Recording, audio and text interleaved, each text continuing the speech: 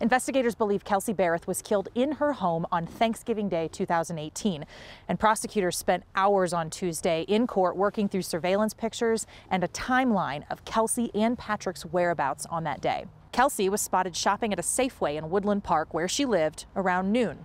Patrick showed up on surveillance running errands at Walmart and his bank, also in Woodland Park, around 12:30 that day. Kelsey's neighbor had a camera that caught both of them and their daughter on camera outside Kelsey's front door around 1:30.